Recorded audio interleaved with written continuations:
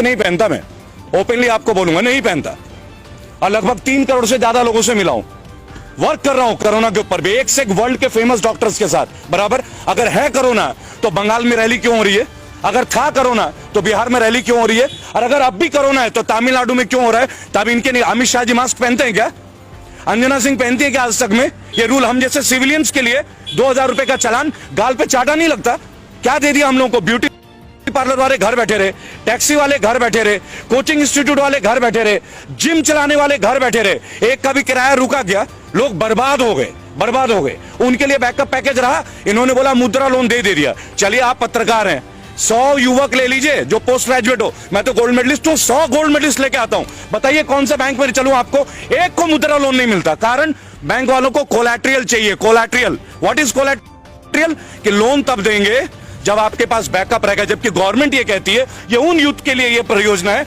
जिनके पास कुछ नहीं, अच्छी विचारधारा, हम एक प्रोजेक्ट में उनको देंगे। वेयर इज दैट प्रोजेक्ट, कहां है वो प्रोजेक्ट, इस बात का विवाद है।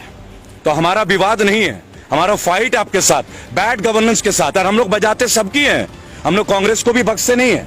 मैं आपको बता दूं, अगर राहुल गांधी में ही दम होता, उनमें ही क्वालिटी होती, तो हमें इनको थोड़ी झेलना पड़ता, अच्छे दिन का जुमला थोड़ी सहना होता। उन्होंने भी वही किया, इन्होंने भी यही किया। और आज अगर कुछ कोई अच्छा कर रहा है, अगर मैं अभी बोल दूं राहुल गांधी अच्छा है तो कांग्रेस का चमचा, अगर मैं अभी बोल दूं केजरीवाल बिजली दे रहा है तो उसका दल्ला, यही तो इनके पास रह गया। केवल आईटी की वॉर है हम लोगों के साथ, आईटी। और अब जो आपने बोला ना सोशल मीडिया, क्या हो जाएगा सोशल मीडिया में, रोक दोगे तो क्या होगा, बोलना बंद कर देंगे। अरे जिस रोड पे खड़े होंगे ना वहां हजारों लोग खड़े होंगे, जुबान भी बंद कर दोगे क्या, जुबान बंद कर दोगे।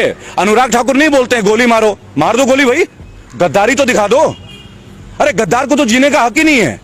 आपके लोगों में अनुराग ठाकुर कौन से गाड़ी में घूमते हैं जी, और परिवारवाद की चर्चा। राजनाथ सिंह का बेटा कौन है, मैं गौतम बुद्ध नगर में रहता हूं, राम राज्य में, जहां बोलना मना है, आपकी जानकारी के लिए मैं वहीं से बजाता हूं। कौन है पंकज सिंह, राजनाथ सिंह का बेटा। वहां के एमएलए कौन थी, विमला बाथम, कहां की थी, बेस्ट एमएलए थी, उनको हटा के राजनाथ सिंह के बेटे को टिकट दे दिया जाता है। परिवारवाद नहीं है। तब मुलायम सिंह याद आता है आपको, तब लालू याद आता है। Rules has to be made not biased for all, one for all for one. अब देखिए 12 करोड़ लोग हमारे फाउंडेशन से जुड़े हैं, इस साल के अंत तक 25 करोड़ का टारगेट है, और 2022 यूपी और 2024 पूरे देश में। लेकिन कोई पार्टी को सपोर्ट नहीं करेंगे। ओपनली हमने एक बात बोला है, जो भी कैंडिडेट क्राइम फ्री हो, जिनके ऊपर मुकदमा नहीं हो, औरतों के प्रति गंभीर केस ना हो, जिन्होंने छात्र में नेता कभी भी कोई काम किया हो, या जो अनएजुकेटेड हो, अपनी गली मोहल्ले का, उन सब लोगों को हम फाइट के लिए तैयार हैं। रेबल फाउंडेशन उनके लिए तैयार है। 97 केसेस लड़ रहा हूं, विनिंग रेट 100% है। आज तक हारे नहीं है जिस केस को उठाया है लीगली।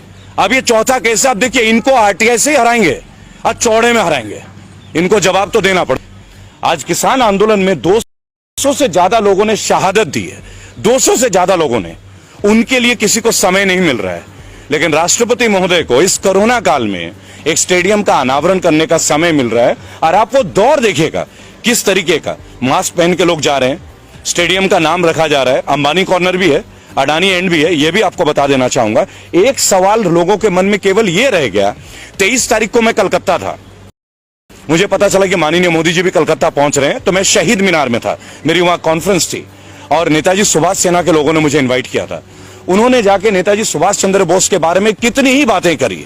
23 जनवरी, उन्हें जब भी किसी राज्य के कोई नेता की याद आती है ना, वो तुरंत फ्लाइट लेके पहुंच जाते हैं। अगर उनके दिल में सच में ये भक्ति होती है नेताजी सुभाष चंद्र बोस के लिए, या चंद्रशेखर आजाद के लिए, या प्रफुल्ल चाकी के लिए, या अशफाक उल्लाह खान के लिए, किसी भी हमारे शहीद आजम भगत सिंह के लिए, तो क्या ये स्टेडियम उनके नाम में नहीं करना चाहिए था।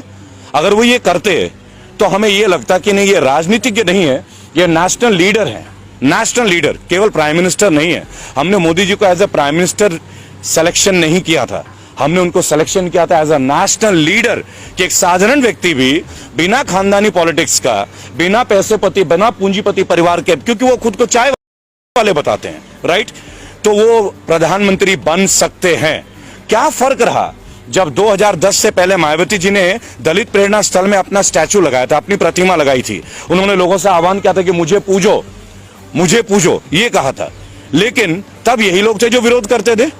आज इनको क्या हो गया भाई, आज अब अपना नाम की पूजा नहीं करा रहे? क्या इस वक्त उनकी उतनी उम्र हो गई है? अब बहुत जल्दी आप ये भी देखेंगे कि भारत रत्न आपको ना मिल जाए, क्योंकि जिस देश में मौजूदा प्रधानमंत्री के नाम पे स्टेडियम होता है और उसका अनावरण मौजूदा राष्ट्रपति करते हैं, तो कहीं ना कहीं सबको टेंशन होती है महंगाई पे। देखिए, देश के असली मुद्दे इस वक्त स्टेडियम नहीं है। देश का असली मुद्दा अगर आप देखना चाहे, कोई भी नेशनल मीडिया जो हमारी बेसिक मुद्दे उन पे चर्चा नहीं कर रहा है। क्यों ना चर्चा करे महंगाई के ऊपर, क्यों ना चर्चा करे बेरोजगारी के ऊपर। ये वही जगह है जहां हमने प्रोटेस्ट किया था 14 तारीख को, और ये वही जगह है जब 22 तारीख को लाठियां भांजी गई एसएससी जीडी के बच्चों के लिए। क्या दोष है उनका? 50 लाख लोगों ने फॉर्म भरा, 50 लाख लोगों ने। 100 रुपए का फॉर्म था, अरबों रुपए कलेक्शन होते हैं। देश का सबसे बड़ा घोटाला है। कौन कहता है कि सरकार घोटाला नहीं करती? सबसे बड़ा घोटाला है फॉर्म घोटाला। अरबों रुपए कलेक्शन करते हैं आप टेस्ट के नाम पे, फॉर्म के नाम पे। और खुद नित्यानंद राय जो राज्यसभा के मंत्री है वो कहते हैं कि 1.25 लाख वैकेंसी है, तो 54,000 को क्यों ले रहे हो?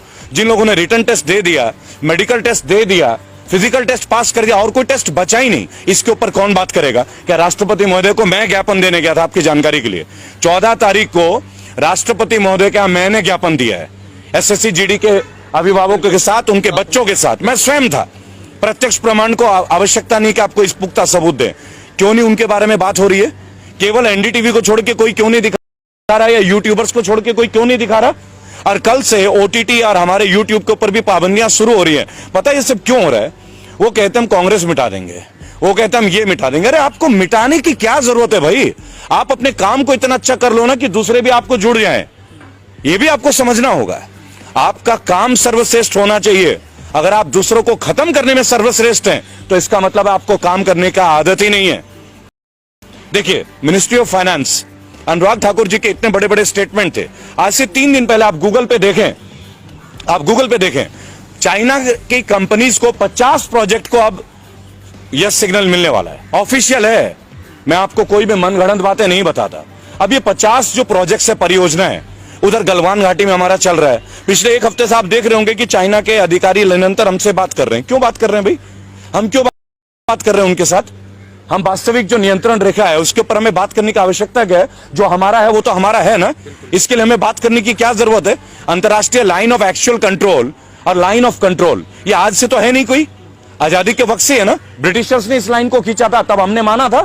और उसके बाद आप बात कर रहे हैं, और फिर अभी बीच में आ रही है 3 दिन पहले कि चाइनीज कंपनी को 50 परियोजनाओं को ग्रीन सिग्नल मिलने वाला है। अनुराग ठाकुर का है जी ये, आप देख लीजिएगा, टाइम्स ऑफ इंडिया में देख लीजिए, ट्रिब्यून में देख लीजिए। मेरा केवल एक तात्पर्य है इन सब मुद्दों के दौरान कि देश में स्टेडियम का नामकरण हो रहा है मौजूदा प्रधानमंत्री के नाम पे, और उनका अनावरण कर रहे हैं मौजूदा राष्ट्रपति। वो राष्ट्रपति महोदय जिनको 200 लोगों की शहादत पे वक्त नहीं मिल रहा है, वो राष्ट्रपति महोदय जिनको मुरादनगर में एक, आप बोलते हैं कि हम प्राइवेटाइज का विरोध क्यों कर रहे हैं, आपको उदाहरण देंगे कि क्यों हम लोग उदाहरण दे रहे हैं कि आपको सरकारी संपत्ति आप क्यों बेच रहे हैं, उसके ऊपर उदाहरण है। आज से महज 1.5 महीने पहले मुरादनगर में एक परिवार का अंतिम दाह संस्कार था। आप सब यूट्यूबर्स आप परिचित होंगे इस समाचार से, और कई परिवार गए थे उनके अंतिम संस्कार के लिए। और 2 महीने पहले वो शवगृह बन के तैयार हुआ था, उसका जो भवन है, अचानक से छत गिर जाता है और 25 लोगों की अर्थी उठती है उसी शमशान घाट से। 2 महीने पहले कंस्ट्रक्शन, A क्लास कॉन्ट्रैक्टर, और 25 लोगों का जान खोना, और क्या मिलना? 2 लाख रुपए का मुआवजा। 2 लाख। जिस सरकार में सीना चौड़ा करके एक बीजेपी का कार्यकर्ता मिल जाए ना, मैं तो उनके बीच जाता हूं, उनसे एक बात पूछता हूं केवल, आप 5 लाख करोड़ की बात करते हैं कि जीएसटी में आपका कलेक्शन है, और हमारे देश के नागरिकों को 2 लाख रुपए का मुआवजा मृत्यु होने पे, वो भी जिसपे सरकारी रवैये के भुक्तभोगी हैं वो लोग, वो भुक्तभोगी हैं, तो इनके ऊपर कब बात होगी? कब बात होगी इनके ऊपर? इनको 2 लाख क्यों? देश तरक्की कर रहा है। आप ये कह रहे हैं कि देश तरक्की कर रहा है, राइट? अगर देश तरक्की कर रहा है तो देशवासियों से तरक्की होती है ना। देश का तरक्की क्या होता है? भारत की तरक्की क्या है? भारतीयों की तरक्की होती है, भारत की तरक्की। देखिए, मैं एक बात आपको बताना चाहूंगा कि ट्विटर का पर्पस क्या है? जेन्युइन इंफॉर्मेशन को लोगों तक पहुंचाना, अपनी फीलिंग्स को लोगों तक पहुंचाना। नेशनल मीडिया, जिसको अब हम लोग धीरे धीरे गोदी मीडिया के तौर पे जानने लगे हैं, कौन है ये नेशनल मीडिया? ये सारे सैटेलाइट चैनल। आप देखिए, रजत शर्मा जनता की अदालत करते थे। क्या रजत शर्मा ने कभी ये नहीं सोचा कि एक बार बाबा रामदेव से पूछे? ये वही बाबा रामदेव है जिन्होंने कहा था कि 30 रुपए में पेट्रोल मिलना चाहिए। ये वही बाबा रामदेव है जिन्होंने बोला था काला धन वापस आना चाहिए। देखिए, हम मोदी जी के हर चीज के खिलाफ नहीं है, कभी भी नहीं है, और व्यक्तिगत तौर पे तो उनके खिलाफ कभी भी नहीं। हम आज भी मोदी जी बोलते हैं, पूज्य नहीं बोलते, माननीय प्रधानमंत्री है। लेकिन अगर आपकी पॉलिसीज हमें तोड़ती हैं, अगर आपकी पॉलिसीज से लोगों का बेरोजगार का स्केल आउट डाउन हो रहा है तो क्वेश्चंस तो उठेंगे, सवाल तो उठेंगे। और अगर आप में क्षमता है, आपके मंत्री में क्षमता है, तो आप उन सवालों का हमें जवाब दे दें। आप हमें जवाब दे दीजिए, हम संतुष्ट हो जाएंगे। आप हमारे सवालों का जवाब नहीं दे रहे, आप आरटीआई का जवाब नहीं दे रहे। जो आरटीआई, देखिए सबसे बड़ी बात क्या है, हमारे पास एक पावर था, राइट टू इंफॉर्मेशन। मैं खुद एक आरटीआई एक्टिविस्ट हूं। आज आरटीआई के जवाब मुड़ के नहीं आते, मुड़ के नहीं आते। क्यों नहीं आते भाई? ये किस तरह का गवर्नेंस है जहां आरटीआई के जवाब हमें नहीं मिलते? आप कैसे जानेंगे कि एसएससी जीडी, ये जो 1.25 लाख लोग हैं, physically fit, medically fit, written test pass, और कोई एग्जाम नहीं है। 3 इयर्स पहले इनका टेस्ट हुआ 2018 में। इसी तरह लोको पायलट के बच्चे इंतजार कर रहे हैं, 10,000 से ज्यादा बच्चे। यूपी पुलिस की भर्तियों के लिए निको पार्क लखनऊ, जहां मैं अब जाने वाला हूं, वहां लाठियां मिल रही है। आप देखिए, किसी भी पार्टी में यह हो सकता है क्या कि अगर आपने कोई ज्वलंत मुद्दे को उठा दिया तो आप लाठियां बांधोगे? आपको तो उनके सामने आके उन्हें जवाब देने की जरूरत है। सेटिस्फाई कीजिए, यूथ को सेटिस्फाई कीजिए। आप एक बात बताइए, यूथ क्रिमिनल कैसे बनते हैं?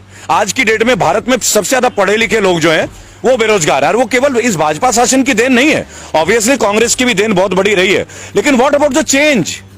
What about the change? इसीलिए तो हम इनको लेकर आए थे ना। और कितने साल, और कितने साल भाई? 7 साल होने को आए ना। 1 साल में आपको एक वैकेंसी तो देनी पड़ेगी ना, कोई एक सेक्शन में। और ये तो तब है जब उसी ब्रांच में सीट वेकेंट है, पैरामिलिट्री फोर्सेस की पोस्ट वेकेंट है। ये खुद पैरामिलिट्री वाले बोल रहे हैं, यानी देश की सुरक्षा खतरे में, और बच्चे सिलेक्टेड है, फिर भी आप उनको जॉब नहीं दे रहे हो। आपको समझना होगा। देखिए, मैं क्लियर आपको बताऊंगा कौन नहीं है रेबल, अब कौन नहीं है। हर एक यूट्यूबर बागी है। क्यों बागी है? क्योंकि वो ग्राउंड जीरो लेवल पे सच्चाई को प्रदर्शित कर रहा है, चाहे आप हो, चाहे आप हो, चाहे जितने भी और चैनल्स हैं। अरे एक रिस्क है। अरे क्या कमा लेते हैं? क्या पैसे कमाते हैं क्या वो लोग? उन्हें भी लगता है कि हम अपने हिस्से की जिम्मेदारी राष्ट्र के प्रति निभाएं। क्या आपको लगता है कि जितने भी बैचलर ऑफ जर्नलिज्म करके बच्चे बैठे हैं, क्या उनको जॉब मिल रही है? क्या आप जाके देखिए, आज तक में कितनी रिक्रूटमेंट है, इंडिया टीवी में कितनी रिक्रूटमेंट है, एबीपी न्यूज में कितनी रिक्रूटमेंट है, वही रूबिका लियाकत, वही रजत शर्मा सालों से। क्या नेपोटिज्म नहीं है ये सब? वही अर्चना सिंह, क्या ये नेपोटिज्म नहीं है? यानी जो लड़के गोल्ड मेडलिस्ट करके पास होते हैं जर्नलिज्म करके, उन्हें क्यों नहीं मिलती नेशनल मीडिया? मैं भी उनमें से एक हूं। I myself, I won the best result in year 2000। I was the best one in my university, CCS university Meerut. मिल गया क्या मुझे? क्यों नहीं मिलता? उसके लिए आप क्या बोलेंगे कि आपने अच्छी मेहनत नहीं की? लेकिन हमें अपने हिस्से का वो जॉब नहीं चाहिए, लेकिन हमें अपने हिस्से का सम्मान तो चाहिए ना।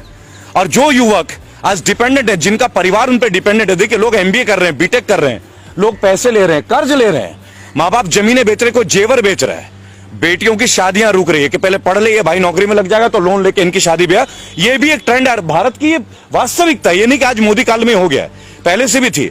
लेकिन ये सबसे निम्न वर्ग का एक रिजल्ट है कि आप लगा लीजिए, हम पहले देश बन गए जिसने तमाम सरकारी एसेट बेचने शुरू कर दिए, और वो भी वो सरकारी एसेट जो प्रॉफिटेबल है। मसलन ONGC, we are in profit, LIC, we are in profit, बराबर। अब ये रेलवेज को बता रहे हैं प्राइवेट और रेलवेज घाटे में। तो मुझे एक बात बता दीजिए, लालू प्रसाद यादव एक करप्टेड नेता, ये इनका कहना, और जेल में होंगे भाई, सजा मिली है। लेकिन 2005 में वो रेलवे मंत्री थे, रेल मंत्री, और 20,000 करोड़ का मुनाफा था 1 साल के अंदर। तो क्या पॉलिसी थी वो? और इनके पास तो पूरी स्ट्रैटेजी है। निर्मला सीतारमण जैसी स्पीयर हेड है, स्मृति ईरानी जैसे स्पीयर हेड है, सनी देओल जैसे स्पीयर हेड है, कंगना जी है, अक्षय कुमार है, सुनील शेट्टी भी ताजा ताजा जुड़े हैं इनसे, अजय देवगन भी जुड़े हैं। तो ये क्यों नहीं उसको ग्रोथ में ले आ पा रहे? क्या आप एक बात बताएं, क्या अपने चीजों को प्राइवेट करके हम मजबूत होते हैं क्या? वो कहते हैं सरकारी लोग काम नहीं करते, तो ये तरीका है। आप विभाग ही खत्म कर दोगे तो एक काम करो, मंत्री भी प्राइवेट कर लेते हैं। आप भी तो सरकार का रिप्रेजेंटेशन कर रहे हो ना, क्यों लेते हो पेंशन? पिछले 6 साल में 3 बार माननीयों की तनख्वाह बढ़ी है। मैंने अभी यशपाल आर्या, जो कि उत्तराखंड के कद्दावर नेता है बीजेपी के, मैंने उनसे एक बात पूछा कि भाई साहब, आपके ड्यूटी में जो IPS है, ये बेईमान है क्या? ये पुलिस वाला हरामखोर है क्या, जो इसको पेंशन नहीं मिलती? आपने ईमानदारी कैसे, कौन सा खड्डा खोदा है जो आपको 3-3 पेंशन मिल रहा है? जब आप पार्षद थे तब 1, MLA थे तब 2, MP बने 3 और मंत्री बने 4। यानी IPS के लिए जो 10 साल रगड़ रहा है अपना, दिल्ली में आके कोचिंग ले रहा है, घर से पैसे भीख मांग के ला रहा है, वो ईमानदार नहीं है। और आप जो व्हाइट कुर्ता पजामा पहनते हो, आप ईमानदारी का ठंगा लेके, और आपके घर का हर आदमी BMW और फॉर्च्यूनर के नीचे घूमता नहीं है। आप बता दीजिए, मोदी जी के काल में सैलरी बढ़ी नहीं है क्या? क्यों बढ़ी हुई सैलरी? अगर आप ईमानदारी का परिचय देते, घटाइए ना। NPS उन पे भी लागू कीजिए, पेंशन बंद कर दीजिए। हम आपके साथ खिलाफ नहीं है, सख्त आपकी विचारधारा को समर्थन करेंगे, लेकिन एक कंडीशन है। 5 सवाल है। देखिए, आप लोग इतने सवाल पूछते हैं ना, 5 क्वेश्चन पे हमारे साथ आके डिबेट पे आ जाइए। Only 5 question. पहली बात, एम्प्लॉयमेंट के ऊपर बात करते हैं। फर्स्ट, एम्प्लॉयमेंट के ऊपर बात कर लेते हैं, केवल एम्प्लॉयमेंट पे आपने लास्ट 6.5 ईयर्स में जो आपके केंद्र शासित प्रदेश हैं, 15 साल रहे आप मध्य प्रदेश में, छत्तीसगढ़ रहे 10 साल से ऊपर, बराबर। स्टैट्स के साथ बात करूंगा, जुबानी बात नहीं करूंगा, पूरा स्टैट्स है। आरटीआई एक्टिविस्ट हूं, 27 बार की जेल की यात्रा है सर, और भक्त रहा हूं मोदी जी का, कड़ा भक्त। कई लोगों से लड़ाई लड़ी है, अब इसलिए हिम्मत मिली कि उनके सामने भी लड़ने की। आज जो बच्चे बैठे हैं 1.25 लाख और आए हुए हैं गुरुद्वारे में, उनको फेस कीजिए ना, उनको बताइए ना उनकी ज्वाइनिंग क्यों नहीं दे रहे हैं। Medical fit, physical fit, written test pass किया, कोई टेस्ट और बचा नहीं, तो जॉब क्यों नहीं दे रहे? और आपके पास वैकेंसी है, क्यों नहीं दे रहे भाई उनको जॉब? बताइए। रेलवे के बच्चे बैठे हैं, लोको पायलट के 10,700, यूपी पुलिस के वर्दी का 2018 से इंतजार, 2015 के एसएससी के बच्चे, 2012 के बच्चे, कितने दिन आत्महत्या? आप लास्ट 3 महीने में 200 बच्चों ने आत्महत्या किया है। उनके मां बाप को दुख नहीं होता क्या? लोअर मिडिल क्लास फैमिली, कई ओवर एज हो गए, दोबारा गवर्नमेंट जॉब दे नहीं सकते हैं। सेलेक्टिविटी है, they have been selected but they haven't got their jobs and they won't get their jobs in this government। ये लड़ाई उनके लिए है।